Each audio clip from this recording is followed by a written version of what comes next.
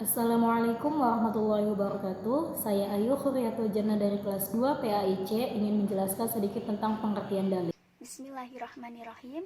Saya Renova dari Prodi PAI 2C akan menjelaskan tentang pembagian dalil hukum Islam. Nama saya Sukam Dani, Prodi PAI 2C akan menyampaikan kesimpulan dari usul fikih kelompok 2 tentang dalil dan pembagiannya.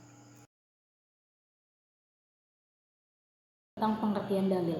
Dalil secara etimologis yaitu sesuatu yang dapat dijadikan petunjuk kepada yang dirasakan atau yang dipahami.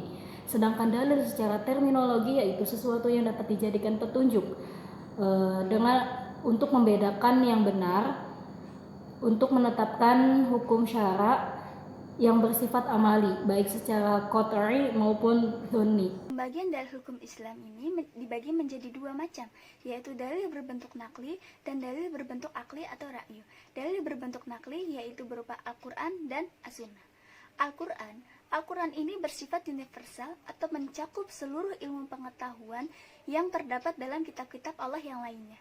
Sedangkan As-Sunnah ini bisa dijadikan sebagai referensi kita untuk memahami maksud-maksud dari Al-Quran tersebut. Dalil berbentuk akli atau ra'yu yaitu berupa al-ijma, al-qiyas, al-ihtisan, al-masalah al-mursalah, al-ihtisab, al-urf, syar'un man qablana, dan qaul sahabi. Al-ijma yaitu kesepakatan para ulama dalam menetapkan suatu hukum dalam agama berdasarkan Al-Quran dan hadis dalam suatu perkara yang terjadi. Al-qiyas yaitu mempersamakan suatu kasus yang tidak ada nas hukumnya dengan yang ada nas hukumnya. Al-ihtisan yaitu tindakan meninggalkan suatu hukum kepada hukum lainnya. Al-masalah al-musalah yaitu mengambil sesuatu yang baik dan meninggalkan sesuatu yang tidak baik. Al-ihtisab secara harfiah yaitu mengakui adanya hubungan perkawinan.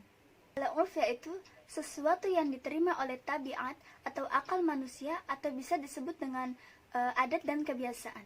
Syar'un man qablana yaitu syariat yang dibawa oleh para rasul terdahulu. Sedangkan qaul sahabi yaitu pendapat atau fatwa para sahabat Nabi Shallallahu Alaihi Wasallam tentang suatu kasus yang belum dijelaskan hukumnya secara tegas di dalam Al-Quran dan As-Sunnah.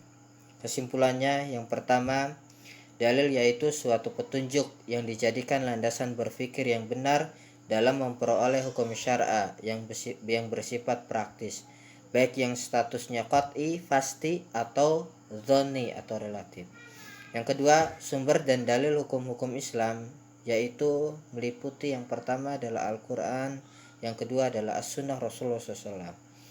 Al-Quran adalah kalamullah yang mukjizat diturunkan kepada Nabi Muhammad SAW melalui perantara malaikat Jibril, tertulis dalam mushaf yang dinukilkan kepada kita secara mutawatir.